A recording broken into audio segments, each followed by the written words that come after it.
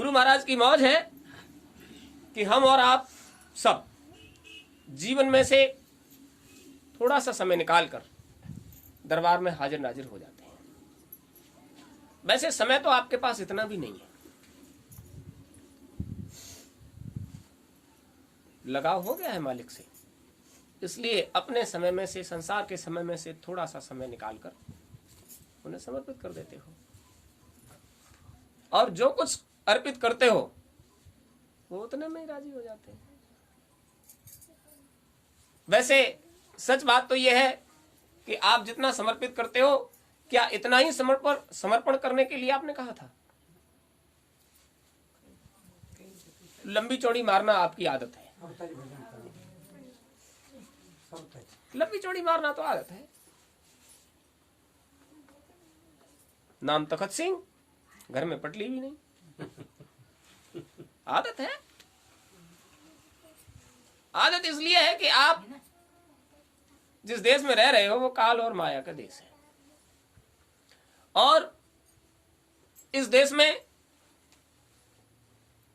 जो कुछ देख रहे हो आंखों से वो सब दिखावा है, और दिखावा नहीं करो तो आकर्षण नहीं, आकर्षण नहीं तो कोई किसी को पूछेगा नहीं। आकर्षित होने के लिए कुछ दिखावा करना पड़ता है, और दिखावे पर लोग आकर्षित होते हैं, और जो दिखावे पर आकर्षित हो गए, समझ लीजिए अब वो लक्ष्य को कभी पा। आकर्षित कौन हो गया? आपकी आंखें, आपकी नाक, आपके कान, आपका मुंह, कंठ, त्वचा, शरीर,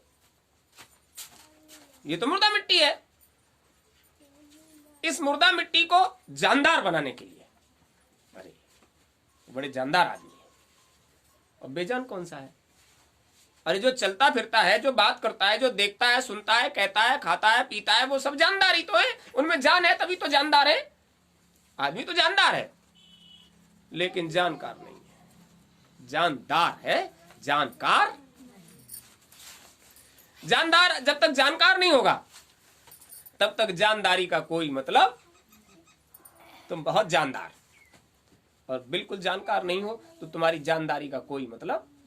जैसे पक्षी, जैसे पशु, जैसे जल के जीव, जैसे शरीर स्रप, जैसे स्थावर सब अपना व्यवहार करते हैं, उसी तरह से तुम्हारा भी नियत व्यवहार है। इतना ही जानकार हो, इसके बाद कोई जानकारी। जानदारी तो है। जानदारी इसलिए है कि आपके पास जो ईश्वर का चौथा अंश है वो अहंकार है, और अहंकार बिना जानदारी के काम करता। कायदे की बात तो यह है, हमेशा गुस्सा कमजोर पर ही आता है। आप में जितना गुस्सा है, और जब वो आएगा तो किसी कमजोर पर आएगा, यानी क्रोध कमजोर पर आता है, और क्रोध अहंकार से पैदा होता है। जब जोरदार सामने होता है तब कहां चला जाता है?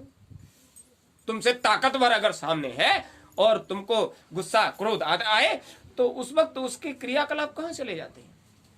तो उस वक्त वो जानता है कि हमसे सामर्थ्यवान है, और इससे उलझने पर हमें नुकसान ही होगा, घाटा ही होगा। इसलिए घाटे का सौदा अहंकार कभी करता, घाटे का सौदा नहीं करता। और आप कभी मुनाफे में होते नहीं। अभी आपसे पूछें, इतना जीवन गंवा दिया, आपको कुछ लाभ मिला? तो आप सीधे से कहोगे गफलत में चला गया। वास्तव में अब तक कोई लाभ नहीं पाए, और जो लाभ पाए हैं उसमें सुख का लेस मात्र भी अंश दिखाई नहीं देता। संतान पैदा की और खूब तवा बजाया, घर में आया जो कोई, उसके लिए मिष्ठान बांटे, और थोड़ा वो संसार में हाथ पांव चलाने लायक हो गया तो एक बार आपके मन में और सबके सामने ये खुलकर बात जरूर आई, ऐसी औलाद से बिना औलाद के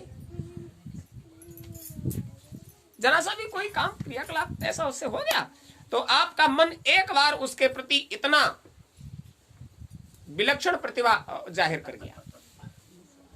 ऐसे ही अच्छी है संतान। तो बड़े कष्ट उठाकर आपने उसको सरसब्ज किया, और उसका कोई भी क्रियाकलाप आपके मन के अनुरूप नहीं हुआ तो आपका मन उससे खिन्न हो गया। तो महात्माओं के संगत संपर्क में जब पहुंचोगे तो वो आपको इन चीजों से बचाव का उपाय बताते हैं। ये जो कुछ देख रहे हो वो सब माया, और माया और मन का गठबंधन हो गया। माया का मन के साथ गठबंधन हो गया है। मन ने माया के साथ गांठें जोड़ ली हैं। मन माया में उलझ गया है, फंस गया है, लिपट गया है और वो उसे छोड़ नहीं सकता। तो ये मन और माया इस संसार में तीन ही जगह उलझता है। मन माया के पद तीन छुड़ा। अब इन तीन जगहों से अगर आप बच गए तो चौथे का भेद बताते हैं। इन सब से बचने का उपाय और चौथे पद से ऊपर का भेद ये तो बताते हैं गुरु महाराज। अब ये मन माया के तीन पद कौन से हैं जिन्हें छुड़ाकर चौथे पद का भेद बताते हैं। तो जब तक ये पद ही नहीं मालूम होंगे तब तक छूटोगे कैसे इनसे। गोस्वामी जी महाराज ने जो पुस्तक लिखी है रामचरितमानस, उसमें उन्होंने कुछ भी नहीं छोड़ा। और कोई ये कहे कि देखो ये बात नहीं लिखी है, हम उसको सिद्ध कर देंगे। संसार का, समाज का कोई भी कार्य व्यवहार उसमें छूटा ही नहीं है। पक्ष और विपक्ष दोनों है। संसार में जितने क्रियाकलाप होते हैं सबका उसमें समायोजन है। और वो सब लिखा इसलिए था चूंकि उन्होंने रामकथा नहीं लिखी है। गोस्वामी जी महाराज ने रामकथा नहीं लिखी है। उस पुस्तक के ऊपर साफ से लिखा है रामचरित रामकथा नहीं है। वाल्मीकि जी ने रामायण लिखी है, रामकथा नहीं लिखी है। उसमें भी जो चरित्र है वो जब आप उसका अध्ययन करोगे पूरा संस्कृत में है, हमने पढ़ा है उसको। तो उसके कलेवर में और गोस्वामी जी महाराज ने जो लिखा हुआ है उसके कलेवर में अंतर है, फर्क है।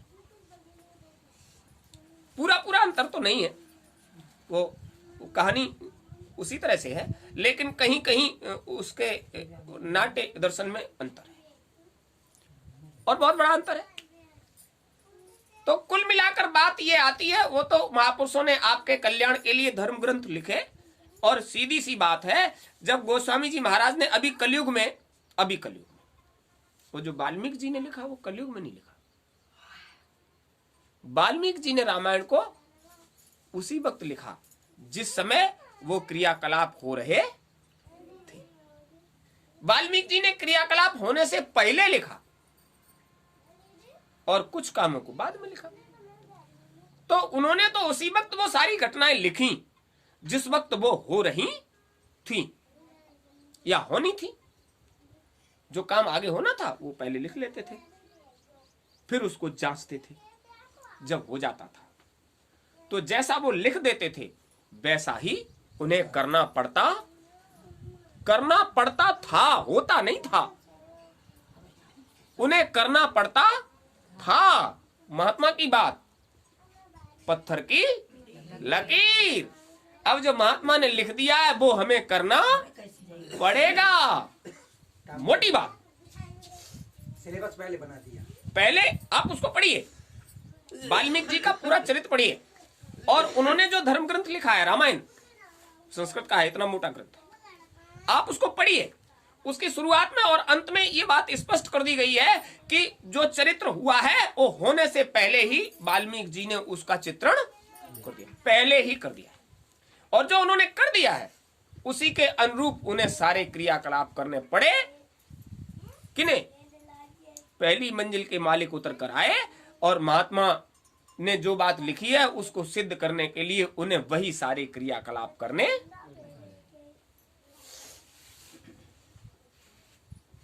उधर हो रहा था और वो तो जंगल में अपना आश्रम बनाकर रह रहे थे। तुम वहां क्या कर रहे हो वो देखने नहीं जा रहे थे। उसका पटाक्षेप जब हुआ, जब उत्तरकांड के बाद, यानी उत्तरकांड तक तो गोस्वामी जी महाराज ने भी लिखा है, उत्तरकांड के बाद उन्होंने उस पूरी बात का पटाक्षेप किया। जब इनकी संतानें भविष्य की व्यवस्था करने के लिए आई तब पटाक्षेप हुआ। लवकुश कांड नहीं होता तो ये इस सारे चरित्र का पटाक्षेप नहीं हो पाता, इसलिए उन्होंने उसको और आगे तक बढ़ाया। जब उन्हीं के बच्चों ने वाल्मीकि जी के द्वारा रचित समस्त बातों का विवरण उनके आगे रखा, तब सब लोगों के प्रचार में आया कि जो घटनाएं इनके साथ इस परिवार में, राज परिवार में हुई हैं, वाल्मीकि जी महाराज ने उन सबको पहले ही लिख कर रख दिया था कि वहां ऐसा हो। तो महात्माओं का काम होता है, वो पहले ही लिख कर रख देना महात्माओं का काम होता है। गोस्वामी जी महाराज ने लिखा, वो उस समय हुआ था। ये साक्ष्य जुटाकर उन्होंने दिए कि उस समय जो हुआ था वो उस समय के लोगों ने उसी वक्त लिखा या उससे पहले लिखा, लेकिन उस वक्त जो हुआ था उसका पूरा चित्रण हम इस वक्त देख कर लिख रहे हैं, इस बात का प्रमाण भी दिया। गोस्वामी जी महाराज ने प्रमाण दिया कि हमने कोई भी चीज बिना देखे लिखी नहीं है। उस वक्त जो हुआ था, देखिए भविष्य में क्या होगा ये बात, और अतीत में जो बातें हुई हैं उन्हें आज भविष्य में बैठकर देखना ये बड़ी बात है। इतने पीछे जाकर उस सब चरित्र को देखकर और यहां उसका विवरण देना ये बड़ी बात है। यही तो संत मत है।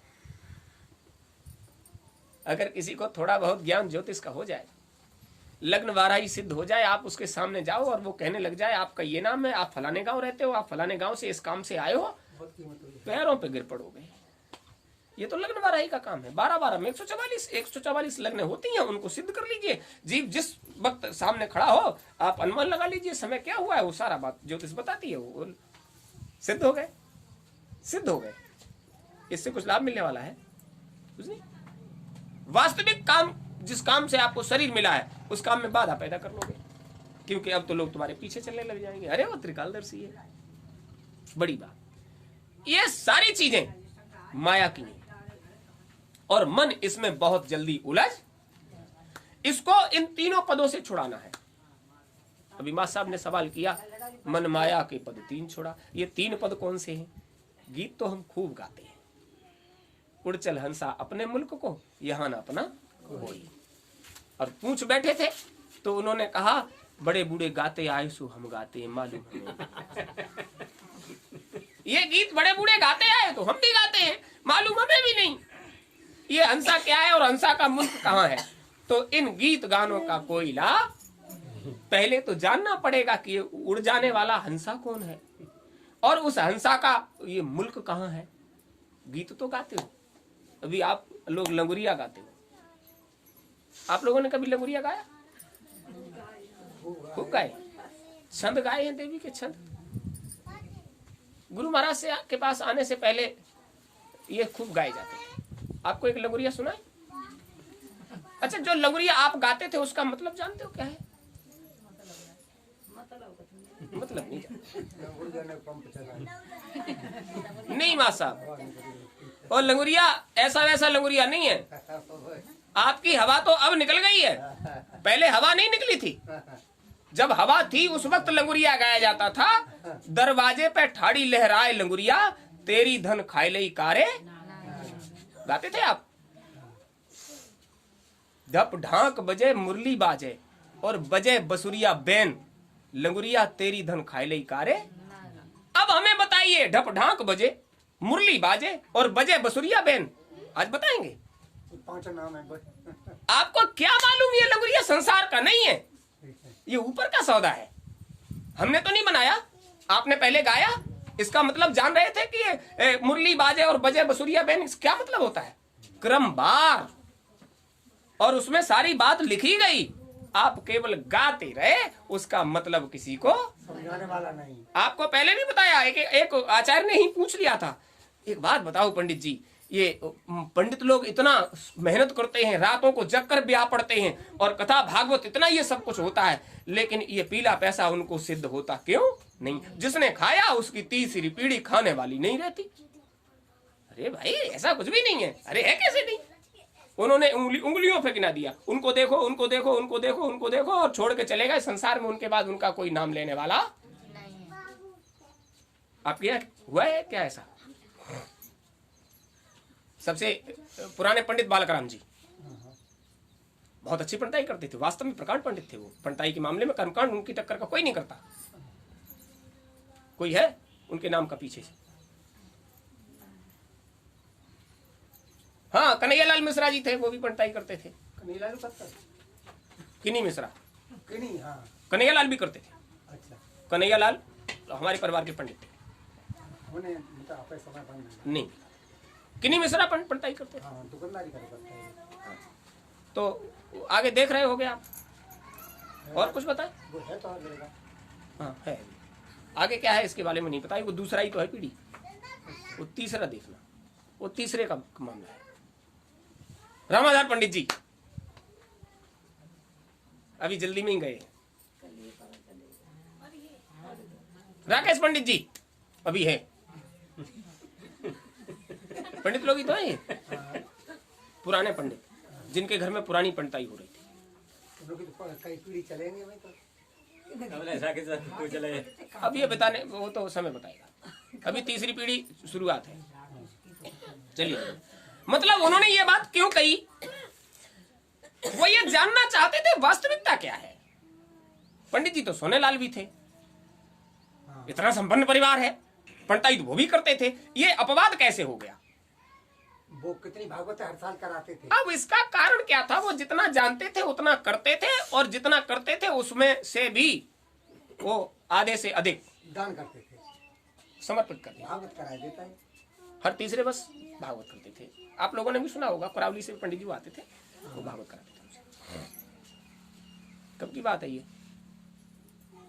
कितना वर्ष हो गया होगा होगा 15-20 वर्ष। कुल? लगभग 25 साल तो उनको जाए हो गए शरीर छोड़े। 80 के आसपास ही था। कुछ अंदाज बताया। हाँ, बहुत लंबा मामला है। मतलब आज उनको देख, उनकी चर्चा इसलिए कर दी गई क्योंकि ये सब ऐसा होता है, लेकिन उनके यहाँ ऐसा क्यों नहीं हुआ? तो वो जो भी पाते थे उसमें से निकाल कर रखते रहते थे, और उसके बाद भगवत चर्चा में